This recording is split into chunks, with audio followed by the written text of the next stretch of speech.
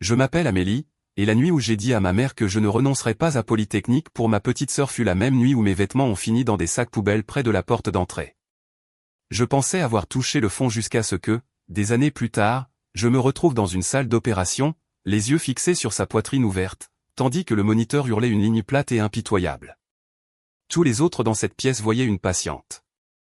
Moi, je voyais la femme qui avait appelé Polytechnique, retirer mon admission sans me le dire, puis observer depuis le seuil de la porte pendant que je traînais ma vie hors de sa maison dans des sacs en plastique. Quelques heures plus tôt, elle était dans un lit d'hôpital, ses doigts comme des griffes agrippés à mon poignet, murmurant « Tu es chirurgienne maintenant. Tu peux me sauver. Tu me le dois. » Les mêmes mots qu'elle m'avait jetés quand j'avais 18 ans. Tu me le dois. Tu le dois à cette famille. À l'époque, j'avais craqué. Cette fois, quelque chose en moi est resté d'un calme parfait et troublant. Au bloc opératoire, l'alarme a retenti brutalement, et l'anesthésiste a crié des chiffres. Mon chef de service aboyait des ordres. Quelqu'un a commencé les compressions thoraciques. Le cœur de ma mère a vacillé sur l'écran. Je me suis penché près de son oreille avant qu'on ne la pousse complètement sous les lumières et j'ai prononcé la phrase que je répétais depuis la nuit où ils avaient choisi le confort de ma sœur plutôt que mon avenir. Tu as besoin d'un miracle ? Ai-je murmuré. Demande à ton enfant chéri. 3 semaines plus tôt, elle était entrée dans mon hôpital avec un dossier de factures impayées et un diagnostic qui aurait dû me terrifier. Au lieu de ça, j'ai eu l'impression d'un déjà-vu avec un dossier médical en plus. Voici ce que je veux savoir. Si vos parents ne vous ont aimé que lorsque vous étiez utile, ont-ils jamais été vraiment vos parents ? Ou n'étiez-vous qu'un investissement à long terme qui n'a pas rapporté comme ils l'espéraient ? Si vous avez déjà été traité comme la personne forte dont les rêves sont optionnels, restez avec moi jusqu'à la fin. Écoutez ce qu'ils ont fait, ce que j'ai choisi, puis dites-moi dans les commentaires si vous pensez que je suis allé trop loin ou pas assez. La première fois que ma mère m'a dit que je lui devais mon avenir, il n'y avait pas de lumière d'hôpital, pas de moniteur, pas d'odeur d'antiseptique, juste la table de la cuisine, une fine enveloppe, et le son de mon propre cœur battant dans mes oreilles. J'avais 18 ans, les mains tremblantes en ouvrant la lettre de Polytechnique et en lisant les mots à voix haute. Nous avons le plaisir de vous offrir une place. Ma voix s'est brisée sur le mot « place ». J'ai ri, mi-sanglotant, attendant que quelqu'un crie, me serre dans ses bras, me dise qu'ils étaient fiers. Au lieu de cela, le visage de ma mère s'est figé de cette manière particulière qui annonçait une tempête. Mon père s'est frotté la nuque. Ma petite sœur fixait la table. Polytechnique, ai-je chuchoté. Je l'ai fait. J'ai vraiment. Polytechnique coûte cher, a finalement dit ma mère. Et ta sœur a des difficultés. Elle a plus besoin de nous que toi. C'était la première fois que cette phrase apparaissait. Douce et raisonnable. Elle en a plus besoin. Comme si toute ma vie était un gâteau qu'il pouvait découper et redistribuer. J'ai essayé d'argumenter, bourse partielle, prêt, travail-études, n'importe quoi. Mais ma mère a croisé les bras. Tu es forte, a-t-elle dit. Tu t'en sortiras n'importe où. Elle, non. Si tu aimais vraiment ta famille, tu resterais. Tu nous dois bien ça.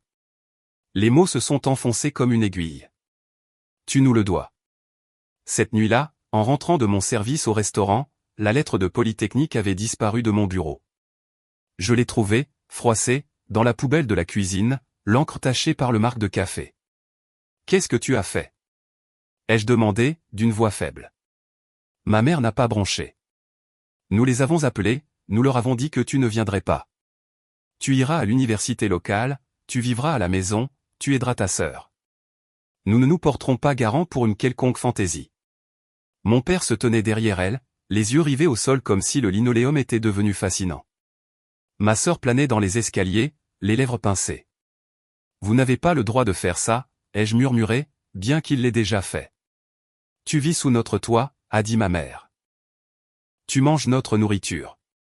Tu ne prends pas de décisions égoïstes sans nous. La famille passe avant tout. Je me souviens avoir fixé les sacs poubelles près de la porte d'entrée, remplis de mes vêtements et de mes livres, la fermeture éclair de ma veste préférée dépassant comme une petite accusation brillante. Donc si je choisis Polytechnique, dis-je lentement, je perds ma famille. Elle n'a pas scié. Si tu choisis Polytechnique, ne te donne pas la peine de choisir cette famille. La deuxième fois qu'elle m'a dit que je lui devais quelque chose, des années plus tard, elle était assise dans un fauteuil roulant dans mon hôpital, un cardigan délavé tombant de ses épaules. Stade 3, avait dit l'oncologue en privé. Résécable mais compliqué. L'assurance est un désordre.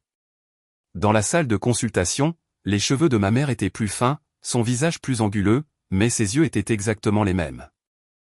Tu vas arranger ça, a-t-elle dit dès que nous fûmes seuls. Tu parleras à tes gens. Trouve-moi le meilleur chirurgien. Assure-toi que les factures ne nous ruinent pas. Après tout ce que nous avons fait pour toi, tu me dois bien ça. Les néons bourdonnaient au-dessus de nous. Un instant, j'eus de nouveau 18 ans, tenant une lettre froissée au-dessus d'une poubelle. J'entendis ma propre voix, plus jeune, suppliante, ne t'es-tu jamais dit que peut-être, je ne suis pas seulement là pour réparer les problèmes de tout le monde? À l'époque, j'avais ramassé mes sacs poubelles et j'étais parti. Maintenant, je fixais son dossier, la tumeur sur le scanner, et je réalisais que nous nous trouvions à un autre seuil, un couloir différent, mais le même choix. Mon avenir, mes limites, ou son confort. Sauf que cette fois, ce n'était pas moi qui avais tout à perdre. Pendant longtemps, j'ai raconté l'histoire de cette façon, j'étais la bonne fille qui a essayé. J'ai essayé de faire des compromis, de négocier, de construire des ponts. J'ai essayé d'appeler, de rendre visite, de réparer les choses. Cela me donnait un air noble. Tragique, mais noble. Mais la vérité est plus compliquée, et je dois l'assumer si je veux être honnête sur ce que j'ai fait ensuite. Après qu'il m'ait mise à la porte, j'ai navigué entre les canapés, les chambres bon marché et les services de nuit. Je me suis inscrite à l'université de Lyon lorsqu'une bourse s'est présentée et je me suis jeté dans les études de médecine comme si c'était de l'oxygène. Chaque fois que quelqu'un me posait des questions sur mes parents, je haussais les épaules et disais, nous ne sommes pas proches. Mais j'essayais. C'était plus facile d'être l'héroïne abandonnée que la fille qui a bloqué les numéros de toute sa famille un par un pendant son deuxième semestre parce que chaque appel était accompagné d'un soupir de culpabilité. Dans mon esprit, je me souvenais avoir appelé à la maison, les suppliant de comprendre, proposant de les rencontrer, de parler. En réalité, c'était mon père qui laissait des messages vocaux que je n'écoutais jamais et ma mère qui envoyait de longs courriels qui commençaient par « Chère Amélie » et se terminaient par « Tu as brisé cette famille ». J'ai archivé la plupart d'entre eux sans les lire. Je me disais que je protégeais ma santé mentale. Peut-être que c'était le cas. Peut-être que je réécrivais aussi l'histoire. Vous savez ce qui est malsain? J'ai passé des années à me blâmer, pensant que si j'avais été moins ambitieuse, il m'aurait peut-être plus aimé. Mais voici la question qui me tient éveillé la nuit, à quel moment rendre sa famille fière est-il devenu la même chose que se faire plus petite? Et pourquoi n'appelons-nous cela de l'amour que lorsque cela vous demande de rétrécir? Le pire, c'est qu'il n'avait pas toujours été comme ça. Quand j'avais 7 ans, je suis tombé de mon vélo et je me suis fendu le menton sur le trottoir. Il y avait du sang partout. Je me souviens avoir crié, les mains collantes pressées sur mon visage, et ma mère sortant de la maison en courant, pieds nus. Elle n'a pas paniqué. Elle m'a soulevé, a murmuré, « Tout va bien, Mélie. Je te tiens », et m'a porté jusqu'à la voiture. Aux urgences, pendant qu'il me recousait le menton, elle m'a tenu la main et a chanté ma chanson préférée en faussant pour me distraire. Plus tard, après les bandages et les sucettes, elle m'a pris les joues en coupe et a dit, « Tu es si courageuse. Un jour, tu seras médecin. » Je le sens. C'était la dernière fois qu'elle m'a regardé comme si j'étais plus qu'une tâche à accomplir. Chloé est née l'année suivante, petite, douce et souffrant de coliques, et la maman qui me chantait des chansons aux urgences a disparu pour devenir quelqu'un qui ne me voyait que comme une concurrente pour sa fille cadette. Chaque fois que j'essayais de me souvenir de ma mère comme d'une pure méchante, ce souvenir du vélo gâchait tout. Il s'insinuait lorsque je me préparais pour ma première intervention chirurgicale ou lorsque j'ai reçu ma lettre d'admission en médecine. Je la revoyais, plus jeune, me tenant la main sous les lumières crues de l'hôpital avant qu'elle n'apprenne à transformer en arme l'expression « Tu es forte ». Et c'est peut-être pour ça que ça a fait si mal le jour où je me suis faufilé dans l'ancienne maison. C'était 2 semaines après qu'il m'ait mise à la porte. Je vivais sur le futon d'une amie, je faisais des doubles services, essayant de ne pas penser à l'ordinateur portable que j'avais laissé derrière moi, celui avec tous mes essais, toutes mes candidatures, toute ma vie numérique. Un dimanche, je savais qu'il serait à l'église. J'ai utilisé le double des clés qu'il ne savait pas que j'avais encore. Je me suis glissé à l'intérieur et je suis allé directement dans ma chambre. Elle était déjà à moitié vide. Les affiches avaient disparu. Mon bureau était débarrassé, à l'exception d'une couche de poussière solitaire. Je suis allé vers le placard où je gardais la sacoche de mon ordinateur portable, les mains tremblantes. « Tu n'es pas censé être ici. » Sa voix venait de l'embrasure de la porte. Je me suis retourné et j'ai vu ma petite sœur appuyée contre le cadre, les bras croisés, ses cheveux fraîchement lissés tombant sur ses épaules. « Chloé, ai-je chuchoté. J'ai juste besoin de mon ordinateur portable, d'accord ? Je serai parti dans 5 minutes, s'il te plaît. » Elle n'a pas bougé. Maman a dit que si tu revenais, je devais appeler la police. Elle a brandi son téléphone comme une arme. Elle a dit que tu essaierais de nous faire culpabiliser. Je n'essaie de faire culpabiliser personne, dis-je en me dirigeant vers le placard. J'ai juste besoin de mon travail. Ces essais, c'est tout ce qu'il me reste. Tu as fait ton choix, dit-elle, d'une voix froide que je ne lui avais jamais entendue. Tu as choisi Polytechnique plutôt que nous. Maintenant, tu dois vivre avec. Polytechnique, c'est fini, dis-je, sentant ma gorge se serrer. Tu le sais. Elle s'en est assurée. Alors tu n'as vraiment rien à faire ici, a répondu Chloé. Son pouce planait au-dessus du numéro 17. Si tu ne pars pas, j'appelle. Je l'ai dévisagée, cette fille que j'avais aidée pour chaque contrôle de maths, que j'avais couverte pour chaque couvre-feu manqué, pour qui j'avais menti quand elle faisait le mur. Penses-tu vraiment que je mérite ça ? Elle ne m'a pas regardé en répondant. C'est toi qui es parti. Je suis parti sans l'ordinateur portable, sans mes essais, sans rien. Ce jour-là, j'ai arrêté de me dire que ma sœur n'était qu'une marionnette. Elle n'était pas fragile. Elle était complice. Les études de médecine m'ont apporté de nouveaux problèmes, les examens d'anatomie, les semaines de 80 heures, la terreur constante de faire une erreur qui pourrait tout coûter à quelqu'un. C'était brutal, mais au moins les examens étaient honnêtes. Un examen ne disait jamais, tu es égoïste de vouloir ça.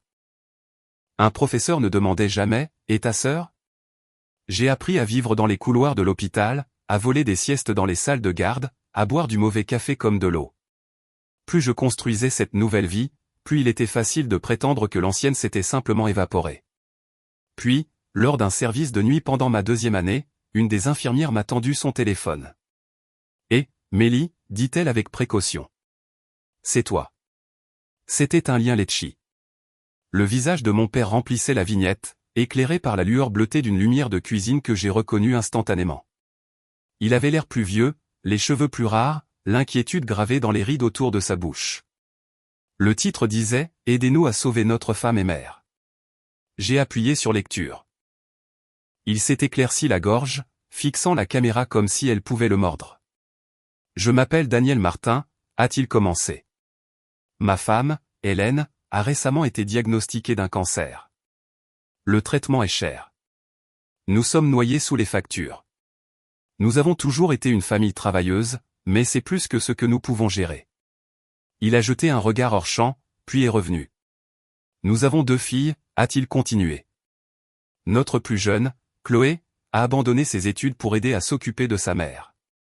Notre aînée, eh bien, elle est médecin maintenant, mais elle a choisi de ne pas s'impliquer.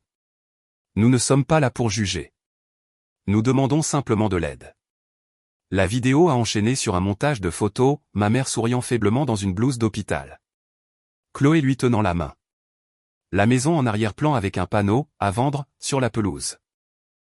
La dernière image s'est attardée sur une photo de famille datant de plusieurs années. Seule mon image avait disparu. Découpée si nettement qu'on n'aurait jamais su que je m'étais un jour tenu entre eux, les bras passés autour de leurs épaules. J'ai fait défiler jusqu'à la description. C'était pire. Notre fille aînée est très occupée par sa brillante carrière médicale, avait écrit mon père. Nous respectons ses choix, mais nous ne pouvons pas compter sur elle. Nous prions pour la gentillesse d'inconnus. La section des commentaires était une zone de guerre. La moitié était furieuse en leur nom, comment une fille médecin peut-elle refuser d'aider sa propre mère ? Cette génération est si égoïste. Imaginez choisir l'argent plutôt que la vie de votre mère. L'autre moitié venait de personnes qui lisaient entre les lignes, « Attendez, pourquoi mettez-vous la pression sur votre enfant sur Internet ? Il y a beaucoup de choses que vous ne dites pas ici. Parfois, les enfants coupent les ponts pour une raison. » Puis j'ai trouvé l'Instagram de Chloé. La dernière publication était une photo de ma mère avec un foulard sur la tête, allongée dans un lit d'hôpital, les doigts crispés sur la couverture. La légende disait, regardez la personne qui vous a tout donné se battre pour sa vie pendant que votre propre sœur, la médecin, refuse de lever le petit doigt. Il n'y a pas de douleur pareille. Certaines personnes choisissent la carrière plutôt que la famille. Moi, je choisis ma mère. Des émojis cœur, des mains en prière, des commentaires comme « Ta sœur est une ordure. Tu es la vraie fille. Reste forte, ma reine. » J'étais assise dans la salle de repos du personnel, le téléphone dans une main, mon beeper d'hôpital dans l'autre, et j'ai senti ma poitrine se serrer. Ils avaient réécrit le récit si proprement. Je n'étais pas la gamine qui avait été jetée dehors avec ses vêtements dans des sacs poubelles. J'étais la médecin au cœur froid qui abandonnait sa mère malade, la méchante de leur histoire de financement participatif. Et pourtant, enfoui parmi l'indignation, il y avait des commentaires qui piquaient plus profondément que n'importe quelle insulte. L'un disait, si votre fille a coupé les ponts, quelque chose s'est passé. Parents, soyez honnêtes. Avez-vous déjà choisi un enfant plutôt que l'autre? Un autre sous la publication de Chloé disait simplement, les enfants chéris réalisent rarement que quelqu'un d'autre a payé pour leur couronne. J'ai regardé le nombre de vues grimper sur le Litchi. Les dons arrivaient au compte-gouttes, 10 €, 50 €, un sincère 5 € avec un message. D'une fille de mère narcissique à une autre, j'espère que tu trouveras la paix, quelle que soit la forme qu'elle prendra pour toi. Je n'étais pas sûr de qui elle parlait. Moi ou ma sœur. Peut-être les deux. Cette nuit-là, entre deux cas, j'ai ouvert un des vieux courriels de mon père pour la première fois depuis des années. Il datait d'après mon entrée en médecine. Nous avons vu ta photo en blouse blanche, avait-il écrit. Ta mère dit qu'elle a toujours su que tu serais médecin. Elle aimerait que les choses soient différentes. Chloé traverse une période difficile. Elle se sent abandonnée. Peut-être que tu pourrais appeler. Aucune excuse, aucune reconnaissance des sacs poubelles ou des rêves de Polytechnique révoqués. Juste une autre suggestion discrète que mon absence causait leur souffrance. C'était étrange de les voir jouer leur version de l'histoire en ligne. Dans leurs vidéos, ils étaient tragiques, nobles, pris au dépourvu par ma cruauté. Dans mes souvenirs, ils étaient les personnes qui utilisaient ma force comme une excuse pour me saigner à blanc. Quelque part entre ces deux versions se trouvait la laide vérité. J'étais parti, et j'étais resté à l'écart parce que rester m'aurait tué à petit feu. Voici la partie qui surprend toujours les gens, ma mère a survécu. Quand des étrangers entendent l'histoire par morceaux Polytechnique, sac poubelle, cancer, la phrase « demande à ton enfant chéri », ils supposent que je l'ai laissé mourir sur cette table. Cela ferait une histoire de vengeance plus nette. Elle m'a fait du mal. J'ai refusé de la sauver. Générique de fin. La vie réelle est plus compliquée. L'opération a été brutale, mais l'équipe a fait son travail. Quand j'ai vérifié le tableau le lendemain matin, son nom était passé du bloc opératoire aux soins intensifs, et le mot à côté était « stable ». Elle a survécu. C'est là que ma vengeance a commencé, pas là où elle s'est terminée. Des semaines avant cette opération, j'étais assise dans un minuscule bureau avec une coordinatrice de facturation, examinant le dossier de ma mère. Les chiffres me fixaient, estimation, franchise, pénalité hors réseau. Il y a une chose, a dit doucement la coordinatrice en montrant une petite case à l'écran. Nous avons un programme d'aide financière familiale. Si un membre de la famille immédiate qui travaille ici signe, nous pouvons restructurer une partie de la dette. Taux d'intérêt plus bas, délai plus long. Ça n'efface pas la facture, mais ça aide. La voilà. Une simple petite case à cocher avec mon nom planant métaphoriquement au-dessus. Une signature de ma part, et l'hôpital traiterait ma mère comme un cas très important. Le système même dans lequel j'avais lutté pour entrer pouvait adoucir le coup pour la femme qui m'avait laissé dehors dans le froid. J'ai fixé cette case pendant 5 bonnes minutes, un stylo à la main. Toutes les versions de moi se sont pressées dans cette pièce. La fillette de 7 ans au menton fendu. La jeune fille de 18 ans avec une lettre de Polytechnique à la poubelle. La résidente épuisée qui avait vu une centaine de mères dormir sur des chaises en plastique à côté des lits de leurs enfants sans rien attendre en retour. Tout le monde dit que la famille, c'est la famille. Mais que faire si l'amour de votre famille était soumis à des termes et conditions? Et si chaque « je t'aime » avait un astérisque invisible qui disait « seulement si tu fais ce dont nous avons besoin ». À quel moment honorer ses parents devient-il simplement cautionner sa propre maltraitance? J'ai posé le stylo. Je ne peux pas signer ça, ai-je dit à la coordinatrice. Pourquoi pas? Si c'est par embarras, beaucoup d'employés. Ce n'est pas de l'embarras, dis-je. C'est une limite.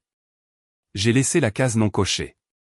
Le jour de la réunion de planification chirurgicale, je suis entré dans la salle de consultation en sachant qu'elle demanderait à nouveau, d'une manière ou d'une autre. Mon chef de service a passé en revue les risques et les bénéfices. Ma mère hochait la tête au bon moment, ses yeux se posant plus sur mon visage que sur les dossiers. Quand il est parti, elle m'a attrapé la main. Tu seras là, n'est-ce pas, a-t-elle exigé. Tu t'assureras que rien ne va de travers. Tu feras en sorte qu'il me traite comme un membre de la famille. Tu seras traité comme n'importe quelle autre patiente, dis-je. C'est comme ça que ça marche. Non, a-t-elle lâché, la voix brisée. Tu es ma fille. Tu es médecin. Tu iras au-delà, comme nous l'avons fait pour toi. Des souvenirs ont défilé, la nuit où elle a appelé Polytechnique dans mon dos. Les sacs poubelles. Le clic de la serrure. Le pouce de Chloé planant sur le 17. Au-delà, ai-je répété. Tu veux dire comme lorsque tu as retiré mon admission sans me le dire? Ou comme lorsque tu as dit à Chloé d'appeler la police si jamais je rentrais à la maison? Elle a tressailli. Nous essayions de protéger cette famille. Tu allais la déchirer. Vous l'avez déchirée le jour où vous avez décidé que mon avenir était négociable et que son confort était sacré, dis-je. Vous avez choisi votre enfant chéri. Maintenant, vous demandez à celle qui a été rejetée de réparer les dégâts. Tu me le dois, a-t-elle murmuré. Et la voilà de nouveau. Cette phrase, usée par l'usage. Je t'ai porté. Je t'ai élevé. Je t'ai nourri. J'ai tant sacrifié pour toi. Et j'ai passé 20 ans à payer cette facture, ai-je répondu. Je pense que le compte est clos. Après l'opération, après qu'elle ait survécu, après que le respirateur ait été retiré et qu'elle ait commencé à se plaindre de la nourriture même avec des tubes encore collés à ses bras, les factures ont commencé à arriver. Mon père m'a appelé, la voix tremblante. Nous sommes noyés, a-t-il dit. Il n'arrête pas d'envoyer des avis. Ta mère pensait que tu aiderais. Il y a un programme, dis-je. L'hôpital en a parlé. Un truc d'aide familiale pour les employés. Il dit que j'ai refusé de signer. Le silence a flotté sur la ligne. Finalement, il a dit, elle nous a dit que tu ne pouvais pas. Que ça te causerait des ennuis. Ce n'est pas vrai, dis-je sèchement. J'ai choisi de ne pas le faire. Pourquoi, a-t-il demandé. Et la façon dont il l'a dit, perplexe, sincèrement confus, a glacé quelque chose en moi. Papa, dis-je doucement, quand maman a jeté mes vêtements dans des sacs poubelles et m'a dit que si je choisissais Polytechnique, je ne faisais plus partie de la famille, as-tu pensé si ça me causerait des ennuis? Quand Chloé a menacé d'appeler la police sur moi parce que j'entrais dans ma propre chambre, l'as-tu arrêté? Son souffle s'est coupé. C'était il y a longtemps. Pas assez longtemps, dis-je. Tu veux savoir pourquoi je n'ai pas signé? Parce que pour une fois, j'ai décidé de vous croire. Vous m'avez dit que je n'étais pas de la famille. Je ne fais que respecter le contrat. Je pouvais l'entendre s'étouffer de sanglots. Ta mère souffre, a-t-il dit. Elle pleure tous les jours à cause des factures. J'ai pleuré pendant des années, ai-je répondu. Au moins, elle a une maison pour pleurer, pour l'instant. J'ai raccroché et je suis restée assise dans ma voiture dans le parking, tremblante, non pas de culpabilité, mais du poids de la laisser enfin ressentir ce que j'avais ressenti cette nuit-là avec les sacs poubelles. 6 mois après l'opération, la maison avait disparu. Je n'avais pas besoin d'une mise à jour de Letchi pour le savoir, le panneau, à vendre, à l'arrière-plan de leur vidéo avait disparu, remplacé par un couloir d'appartement quelconque dans les publications de Chloé. Plus de photos du vieux Porsche. Plus de jardin. Juste des murs gris et des stores bon marché. Un soir, entre deux cas, mon téléphone a vibré avec un numéro que je reconnaissais mais que je n'avais pas enregistré. J'ai failli le laisser aller à la messagerie vocale. Au lieu de cela, j'ai décroché. Allô? C'est moi, a dit Chloé. Sa voix semblait plus vieille, plus rauque, comme si elle n'avait pas dormi depuis des mois. Je suis dans le nouvel appartement de maman. Elle ne va pas très bien. J'ai lu les mises à jour, dis-je. Je suis sûr que c'est difficile. On a perdu la maison, a-t-elle lâché. J'ai arrêté les cours pour travailler à plein temps. Maman ne peut pas supporter plus de quelques heures par semaine. Papa est épuisé. Tu as eu ce que tu voulais. Il n'y avait pas de venin dans son ton, juste un épuisement total.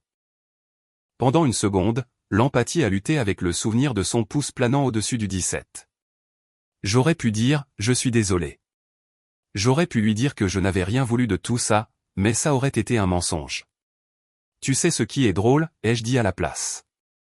Quand j'avais 18 ans et que je dormais sur le canapé d'une amie parce que ta mère m'avait mise à la porte, personne ne s'est demandé si tu étais contente de ma souffrance. Personne n'a perdu le sommeil pour mon avenir. Maintenant que c'est toi qui te sacrifies pour elle, tout à coup, c'est une tragédie. Je n'étais qu'une enfant à l'époque, a-t-elle protesté faiblement. Moi aussi, dis-je. Mais tu as quand même pris ce téléphone. Le silence s'est étiré entre nous. Puis elle a dit, j'ai trouvé quelque chose. Quoi? Le vieux journal intime de maman. D'avant ma naissance. Avant tout ça. Elle a hésité. Tu devrais le voir. J'ai presque ri. Pourquoi? Pour que je puisse lire à quel point c'était dur d'élever une future chirurgienne ingrate? Non, a dit Chloé tranquillement. Pour que tu vois ce qu'elle a fait avant que tu n'arrives et pourquoi elle détestait tant ta blouse blanche. Cela m'a accroché d'une manière qu'aucune culpabilité n'aurait jamais pu. Nous avons convenu de nous retrouver dans un café à mi-chemin entre l'hôpital et l'appartement exigu de ma mère. Quand je suis arrivé, Chloé était déjà là, penchée sur un carnet usé. Elle avait l'air différente. Pas de maquillage parfaitement filtré, pas d'éclairage esthétique doux, juste des cernes sous les yeux et une tension dans ses épaules qui n'était pas là quand elle était la cadette choyée. Elle a fait glisser le journal sur la table. Page 50, a-t-elle dit. Lis, c'est tout. L'entrée était écrite de l'écriture ample et impatiente de ma mère. Encore eu un avertissement à l'hôpital, commençait-elle. Ils disent que j'ai fait une erreur de dosage. Mais le médecin a signé aussi. Pourquoi c'est toujours la faute des infirmières? S'ils me virent pour ça, je jure. Cet endroit ne me mérite pas, quelques pages plus loin, ils m'ont viré. Ils ont dit que j'avais mis un patient en danger. Ce médecin m'a sacrifié. J'ai donné des années de ma vie à cet endroit. Et maintenant? Daniel dit qu'on s'en sortira. Il ne comprend pas. J'étais censé être quelqu'un. J'étais censé porter la blouse blanche un jour, pas apporter des choses aux gens qui la portent. Les entrées devenaient plus sombres. L'amertume s'était durcie en quelque chose de déchiqueté. Vu une étudiante en médecine aujourd'hui, lisait-on dans une stupide petite fille qui se promène comme si le service lui appartenait parce qu'elle peut répondre à quelques questions. J'aurais pu faire ça si j'avais eu les mêmes chances qu'elle. Si je n'étais pas tombée enceinte. Plus tard, pendant sa grossesse avec moi, le médecin a dit que le bébé est fort, peut-être trop fort. Marre d'être fatigué, marre que ce corps me trahisse. Si cet enfant n'aboutit à rien, à quoi bon tout ça? J'ai fermé le journal, l'estomac noué. Elle voulait être médecin, dis-je lentement. Elle voulait tout ce que j'ai.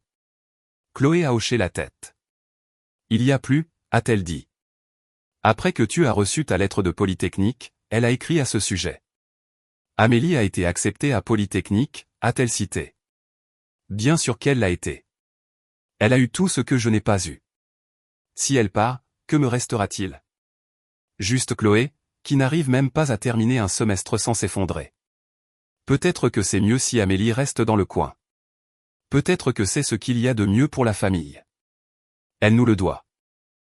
Le mot « doit » était souligné 3 fois. Je me suis adossé, le café bourdonnant autour de nous, et j'ai réalisé quelque chose d'horrible. Ma mère n'avait pas seulement protégé Chloé. Elle s'était protégée elle-même du miroir de ma réussite. Ma blouse blanche, mes lettres d'admission, mes badges de chirurgienne, c'étaient tous des panneaux publicitaires de ses propres échecs. Elle ne se sacrifiait pas pour nous, dis-je. Elle était jalouse. Chloé tripotait le manchon en carton de son gobelet. Elle me racontait des histoires sur l'hôpital, a-t-elle admis, sur le fait que les médecins étaient arrogants et négligents. Qu'elle aurait pu faire leur travail mieux si quelqu'un lui en avait donné la chance. Elle a levé les yeux. Quand tu as été acceptée à Polytechnique, elle n'a pas dit qu'elle était fière. Elle a dit, ne prends pas la grosse tête. Tu n'es pas meilleur que moi. Je pensais qu'elle était juste sévère. Elle était terrifiée, dis-je, que je devienne ce qu'elle avait toujours voulu être et que je la laisse derrière. Quelques nuits plus tard, mon père a appelé. Pour une fois, il n'avait pas l'air d'essayer d'arranger les choses. Il avait l'air anéanti. J'ai lu le journal, a-t-il dit sans préambule. Chloé me l'a montré. Je savais qu'elle était en colère à propos de l'hôpital, mais je ne savais pas à quel point c'était profond. Tu ne voulais pas savoir, dis-je. Il y a une différence. Il a soupiré, un son rauque et brisé. J'aurais dû l'arrêter cette nuit-là, a-t-il murmuré. Quand elle a jeté tes affaires dans ses sacs, je suis resté là à regarder et je me suis dit que c'était entre vous deux, mais ce n'était pas le cas. J'étais ton père. J'aurais dû te choisir, toi aussi. J'ai fermé les yeux. Pendant des années, j'avais fantasmé sur ces mots. Je pensais qu'ils seraient comme un baume. Au lieu de cela, c'était comme si quelqu'un appuyait sur un vieil hématome. Est-ce que je peux arranger ça, a-t-il demandé. Pouvons-nous arranger ça? Tu peux commencer, dis-je lentement, en te demandant pourquoi tu ne t'en es soucié que lorsque c'est devenu pratique. Quand les factures se sont accumulées. Quand la maison a disparu. Quand la jalousie de maman t'a finalement coûté quelque chose. Il n'a pas argumenté. Ça a fait plus mal que s'il avait crié.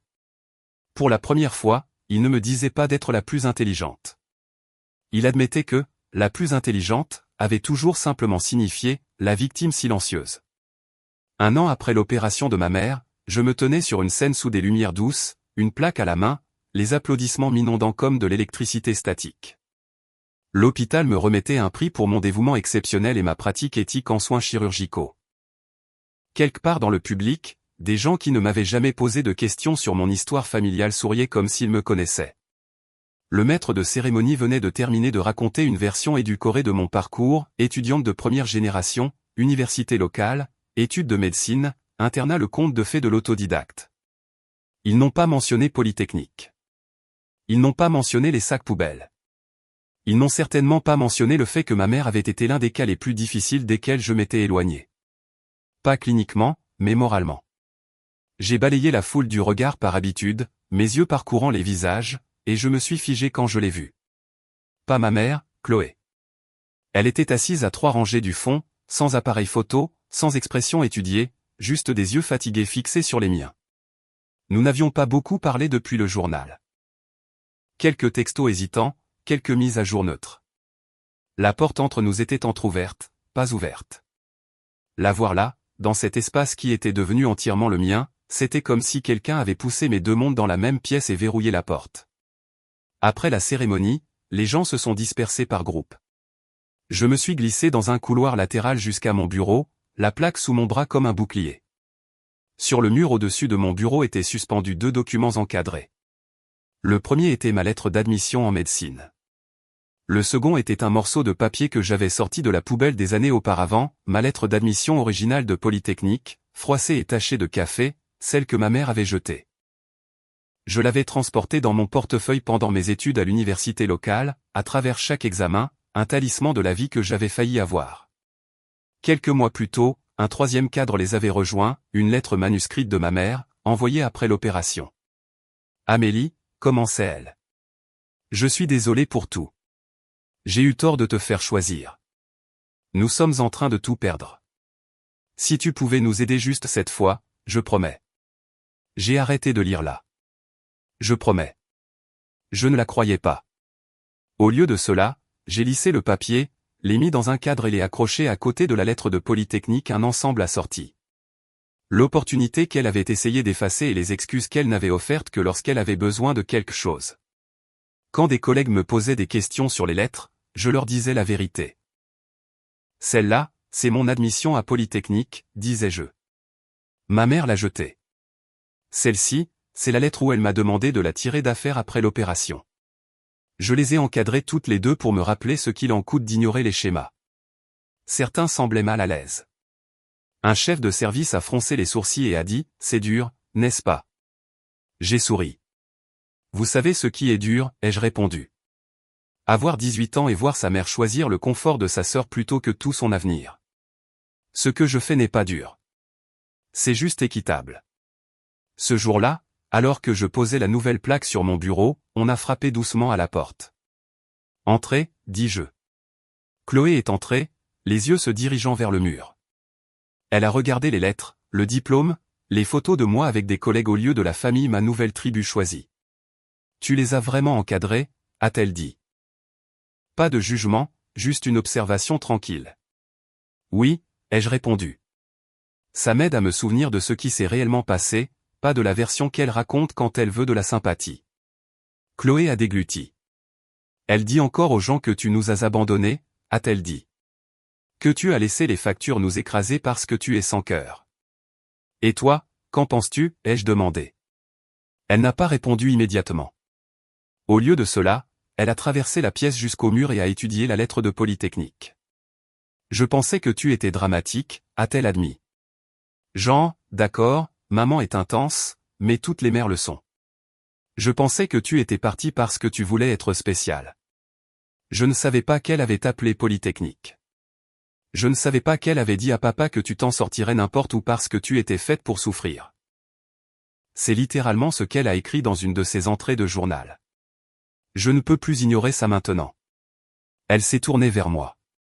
Après l'opération, quand tu as refusé de signer ce formulaire, je t'ai détesté pendant des mois.